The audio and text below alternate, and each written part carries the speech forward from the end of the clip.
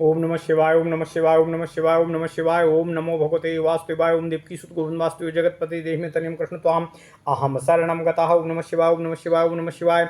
अथ श्रीमद् वाल्मीकि रामायण प्रथम खंड बालकांड त्रिचत्वारिंशः सर्गः।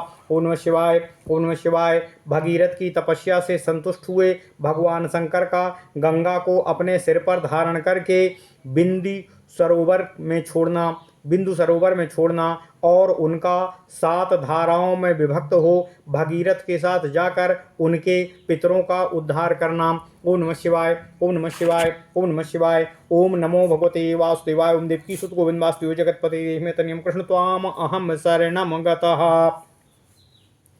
देवदेवे गते तस्मिन् सोऽङ्गुष्ठाग्रनिपीडितम् अकृत्वा वसुमतीं रामो वत्सरं समुपासत। अथ संवत्सरे पूर्णे सर्वलोको नमस्कृतः उमापतिः पशुपतिराजानमिदं ब्रवीतो। प्रीतस्नेहं नरश्रेष्ठ करिष्यामि तव प्रियं शिरसा धारयिष्यामि शैलराजसुतामहं। ततो हेमवती ज्येष्ठा सर्वलोको नमस्कृता तदा साति महद्रूपं कृत्वा वेगं चादुषम् आकाशाद पतद रामो शिवे शिवशिरस्युताः आचिन्तयच्च सा देवी गंगा परम दुर्धरा। विशाम्यहम हि पातालं स्रोतसागरः शङ्करं तस्यावलेपनं ज्ञात्वा क्रुद्धस्तु भगवान् हरः। तिरोभाव इतिम बुद्धिं चक्रे त्रिनयनस्तदा सा तस्मिन् पतिता पुण्या पुण्ये रुद्रस्य मूर्धनि। हिमवत प्रतिमे रामो जटामण्डलगह्वरे सा कथञ्चिन् महीम गन्तुं नाशक्नोद यत्नमास्थिताः। नैव सा निर्गमं लेभे जटामण्डलमन्ततः तत्रैवाबभ्रमद देवीं संवत्सरगणान् बहून्। ओम नमः शिवाय, ओम नमः शिवाय। ताम पश्यत पुनस्तत्र तपः परममास्थितः सा तेन तेऽसीचश्चा सा तेन तोषितश्चासीदत्यन्तं रघुनन्दन। विससर्ज ततो गंगां हरो बिन्दुसरः प्रति तस्यां विसृज्यमानायां सप्तश्रोत्रांसि जज्ञिरे। ह्लादिनी पावनी चैव नलिनी च तथैव च त्रिस्रः प्राचीं दिशं जगमुर्गंगा शिवजलः शुभाः। सुचक्षुश्चैव प्रीता सुचक्षुश्चैव सीता च सिन्धुश्चैव महानदी त्रितश्चैता दिशं जगमुः प्रतीचीं तु दिशं शुभा। सप्तमी चान्वगात तासां भागीरथ रथं तदा भागीरथोऽपि राजर्षिर्दिव्यं स्यन्दने मास्थिताः। प्रायादग्रे महातेजा गंगा चाप्यनुव्रजत गगनाच्छाङ्कर शिरस्तस्तो गगनाच्छंकर शिरस्ततो धारणिमागताः। ओम नमः शिवाय, ओम नमः शिवाय, ओम नमः शिवाय, ओम नमः शिवाय।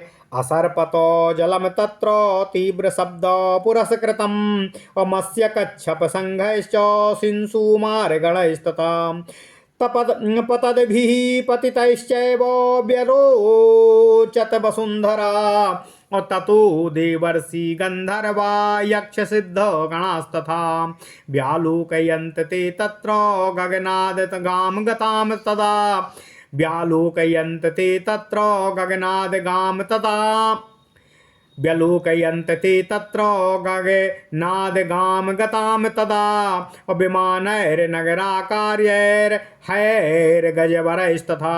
ओम नमः शिवाय। परिप्लवगतश्चापि देवतास्तत्र विष्ठिता परिप्लवगतश्चापि देवतास्तत्र विष्ठिताः तदद्भुतमिदं लोके गंगावतरमुत्तमं दिद्रक्षवो देवगणाः समीयुरसि दिद्रक्षयो देवगणाः समीयूरमितौजसाः असम्पतद्भूसुरगणस्तेषां चाभरणौजसाः। ओम नमः शिवाय। सदादित्याभिवाभाति सदादित्यामिवाभाति गगनं गततोदयम् असिंसुमारोरगणैरमीनैरपि चञ्चलैः अविद्युद्भिरिव विक्षिप्तैराकाशं भवत्तदा पाण्डुरैः असलिलोत्पीडैः कीर्यमाणैः सहस्रधाः शारदा भैरवाकीर्णं गगनं हंससम्प्लवैः क्वाचित् द्रुततरं याति कुटिलं क्वाचिदायतं विनितं क्वाचित् भूतं क्वाचिद् याति शनैः शनैः सलिलेनैव सलिलं क्वाचिदभ्याहतं पुनः। ओम नमः शिवाय। ओम नमः शिवाय। ओम नमः शिवाय। ओम नमो भगवते वासुदेवाय। ओम देवकी सुत गोविंद वासुदेव जगतपति देहि तन्यम कृष्ण त्वाम अहम शरणं गतः। ओम नमः शिवाय। ओम नमः शिवाय। ओम नमः शिवाय। मुहुरूर्ध्यै पथम गत्वा पपात वसुधाम पुनः तच्छकरीशिरो भ्रष्टं भूमितले पुनः व्यरोचत तदा तोयं निर्मलं गतकल्मषं तत्रर्षि गणगन्धर्वा वसुधातलवासिनः भवाङ्गपतितं तोयं पवित्रोमिति पस्रसुः शापातो प्रपतितात् ये च गगनादो वसुधातलं कृत्वा तत्राभिषेकं ते बभूवुर्गतकल्मषा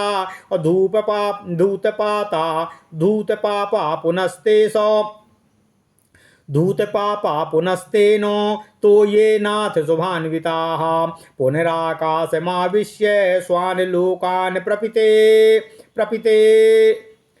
पुनराकाशमाविश्य स्वान् लोकान् प्रतीपेदिरे अमुदे मुदितो लोकस्तेन तो येन भास्वता कृताभिषेको गंगायां बभूव गतकल्मषा भगीरथो हि राजर्षिर्दिव्यं स्यन्दनमास्थिताः अप्रायादग्रे महाराजस्तं गंगां पृष्ठ तोन्वगात देवासर्षि गणा सर्वे दैत्यदानवराक्षसा गंधर्वयक्ष प्रवरा असाकिन्नर महोरगा सर्पाश्चाप सरसो रामो भगीरथो रथा नुगाः गंगामन्वगमन प्रीत्या सर्वे जलचराश्च ये यतो भगीरथो राजा ततो गंगा यशस्विनी जगामो सरितां श्रेष्ठा सर्वपापो प्रणाशिनी ततो हि यजमानस्य जहनोरद्भुतकर्मणः गंगा संप्लावयामासो यज्ञवाटं महात्मना तस्यावलेपनं ज्ञात्वा क्रुद्धो अजहनुश्च राघवाः अपिबत तु जलं सर्वं गंगाया परमाद्भुतं ततो देवास गन्धर्वा ऋषयश्च सुविस्मिताः पूजयन्ति महात्मानं जहनुं पुरुषोत्तमं गंगां चापि नयन्ति स्म दुहितृत्वे महात्मना ततस्तुष्टो महातेजा श्रोताभ्यां सृजत प्रभो तस्मात् जहनुसुता गंगा प्रोच्यते जाह्नवीति चाह जगाम चा पुनर्गंगा भगीरथ रथानुगा सागरम चापि संप्राप्ता सा सरित प्रवरा तदा रसातलोमुपागच्छतु सिद्धयर्थ तस्य कर्मणा अभगीरथोऽपि राजर्षिर्गंगामादाय यत्नताः पितामहान् भस्मकृतान् पश्यद अगत चेतनाः अथ तस्मात् असतद्भास्मनां राशिं गंगा सलिलमुत्तमम् अप्लावयत पूतपापमानः स्वर्गं प्राप्ता रघुत्तमम्। ओम नमः शिवाय। ओम नमः शिवाय। ओम नमः शिवाय। ओम नमो भगवते वासुदेवाय। ओम देवकी सुत गोविंद वासुदेव जगतपति देहि में तन्यम कृष्ण त्वाम अहम शरणं गतः। ओम नमः शिवाय। ओम नमः शिवाय। ओम नमः शिवाय। अथ श्रीमद् वाल्मीकि रामायण प्रथम खंड बालकांड 43वां अध्याय। भगीरथ की तपस्या से संतुष्ट हुए भगवान शंकर का गंगा जी को अपने सिर पर धारण करके बिंदु सरोवर में छोड़ना और उनका 7 धाराओं में विभक्त हो भगीरथ के साथ जाकर उनके पितरों का उद्धार करना। ओम नमः शिवाय, ओम नमः शिवाय, ओम नमः शिवाय। ओम नमो भगवते वासुदेवाय। ओम देवकी सुत गोविंद वासुदेव जगतपते देहि में तनियम कृष्ण त्वाम अहम शरणम गतः।